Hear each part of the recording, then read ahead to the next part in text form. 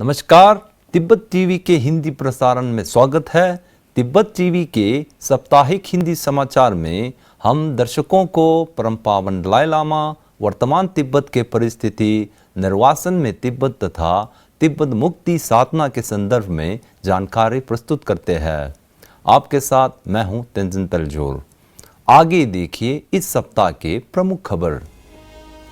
परम पावन दलाई लामा जी ने लद्दाख स्थित छोखांग मठ, मस्जिद तथा चर्च का तीर्थ यात्रा की।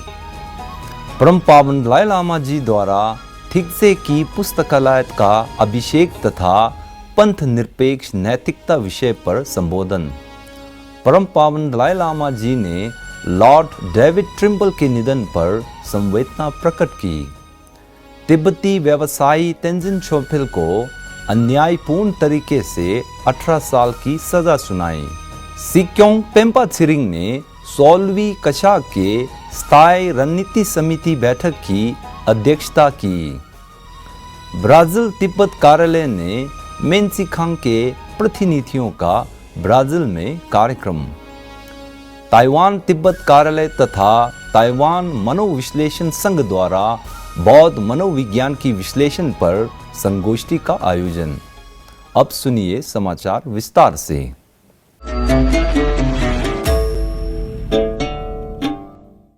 गत 23 जुलाई 2022 को परम पावन दलाई लामा जी ने लद्दाख के राजधानी लेह स्थित विविध आध्यात्मिक परंपराओं के विहारों जैसे बौद्ध धर्म के छोखांग मठ, जामा मस्जिद, अंजुमन ए इमामिया मस्जिद तथा मोरावियन चर्च का तीर्थ यात्रा की थी।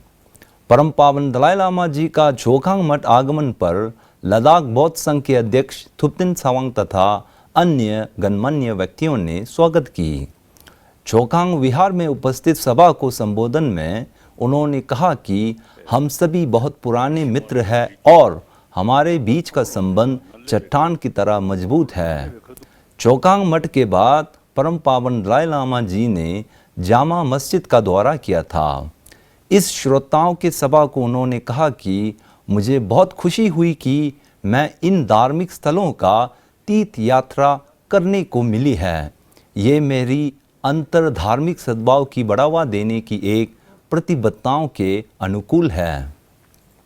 उन्होंने कहा कि विश्व के सभी धर्म करुणा का संदेश देते हैं, हालांकि उनके दार्शनिक विचार में भिन्न हो सकते हैं। परम पावन दलाई लामा जी ने कहा कि भारत में धार्मिक सद्भाव की एक अच्छी और लंबे समय से चली आ रही प्रथा है, जो विशेषकर हम लद्दाख में देख सकते हैं। इसी प्रकार परम पावन दलाई लामा जी ने 28 जुलाई से 3 दिनों के लिए शिवासेल प्रवचन मैदान लेह में आचार्य शांति देवा रचित बोधिसत्वाचार्य अवतार के अध्याय 9 पर प्रवचन दिया था। परम पावन दलाई लामा जी ने 25 जुलाई 2022 को लेह स्थित थिगसे शेरप गात्सेलिंग पुस्तकालय एवं अध्ययन केंद्र का अभिषेक किया तथा पंथ निरपेक्ष नैतिकता विषय पर उपस्थित विद्यार्थियों एवं श्रद्धालुओं को संबोधित किया था।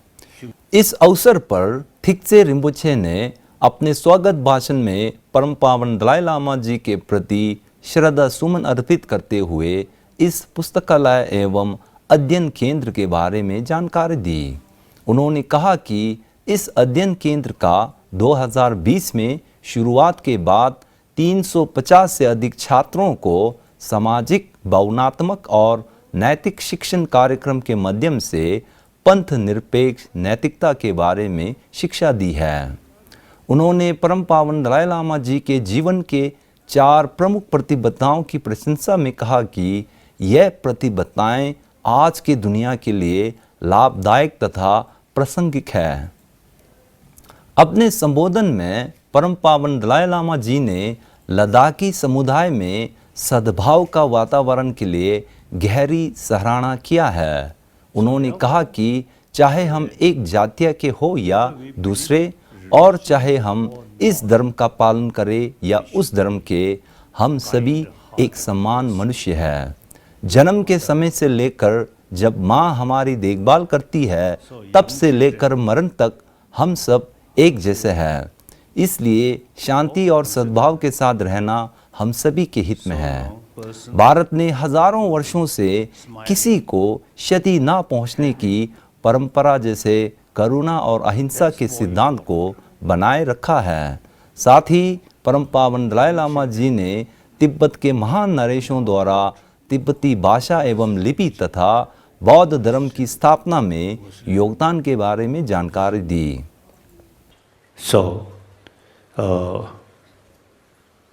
Warm-heartedness is some kind of secular ethics that's very important. So according to my own experience, this warm-heartedness there, my physical also much healthier, and my mind much more peace, happy. So you, my young brothers, sisters, you should think about warm-heartedness. And then through that way, we can build happy human life on happy world. इस अवसर पर परम पावन जी ने एक अन्य विषय global warming के बारे में बताया, जो कि वास्तव में एक गंभीर समस्या बन गया है। उन्होंने कहा कि इससे निपटने के लिए एक सकारात्मक कदम ये है कि हम ज़्यादा से ज़्यादा पौधारोपण तथा पर्यावरण का देखभाल करें। Because global warming, so within next, I think, 1,000, 2,000, 3,000, the global warming really become very serious. So plantation is very important. So now here I saw is a lot of trees, wonderful.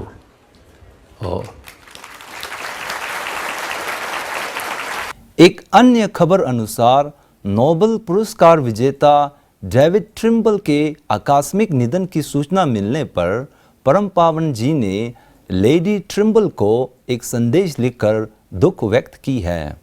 अपने संदेश में उन्होंने कहा कि वह स्वर्गीय Trimble के लिए प्रार्थना करते हैं और आप सहित सभी परिजनों के प्रति गहरी संवेदना व्यक्त करते हैं।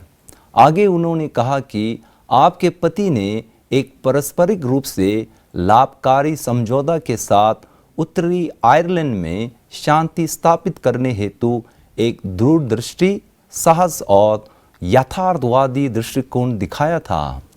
हमारी ओर से ये लॉर्ड ट्रिम्बल के प्रति सच्ची श्रद्धांजलि होगी यदि हम मतभेदों को सुलझाने में समझ और सम्मान के साथ निरंतर कार्य करें, ये ध्यान में रखते हुए कि हम सभी मानवता की एकता का हिस्सा है।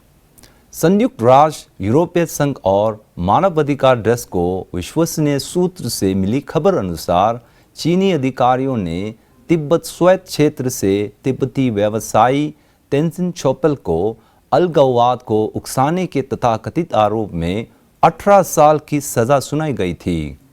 इसके अतिरिक्त अधिकारियों ने उन्हें विदेशों में अवैध रूप से खुफिया सूचना भेजने और राष्ट्रीय सुरक्षा को खतरे में डालने के लिए झूठे आरोप में सज़ा दी है। वह 30 मार्च 2018 को गिरफ्तारी के बाद से मई 2019 को सज़ा सुनाई जाने तक अज्ञात रहा है। छोपेल तिब्बत के संस्कृति और पर्यावरण की संरक्षण, तिब्बतियों के बीच एकता की भावना को बढ़ावा देने तथा ज़रूरतमंदों को मदद करने के लिए भी जाने जाते हैं।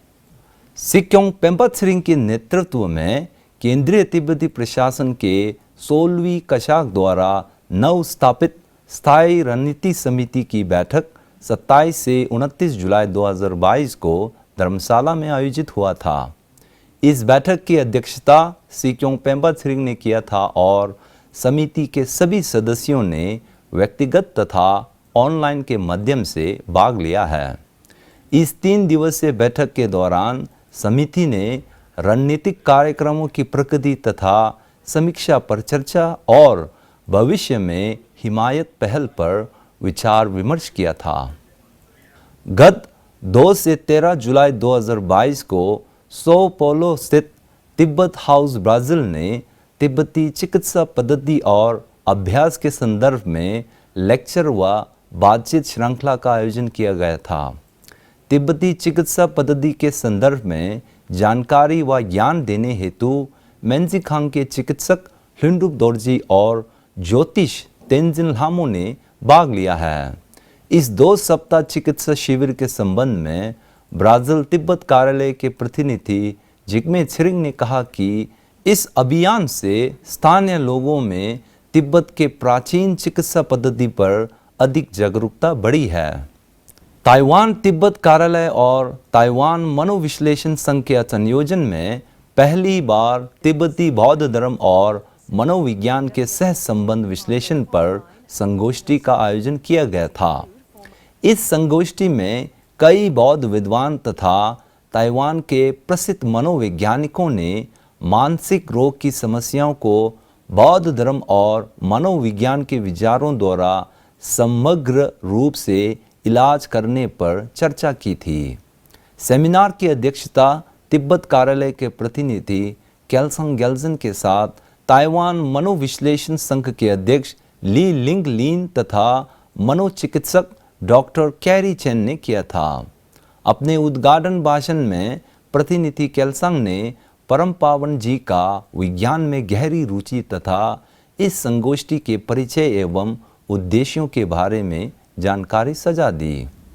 हमारे लिए एक दुखद खबर यह है कि केंद्रीय तिब्बती प्रशासन के पूर्व वरिष्ठ अधिकारी फुनजोक थुन्दिन का निधन हुआ था। इस संदर्भ में आज दिन में केंद्रीय तिब्बती प्रशासन ने स्वर्गीय फुनजोक थुन्दिन को श्रद्धांजलि अर्पित हेतु एक प्रार्थना सभा का आयोजन किया गया था।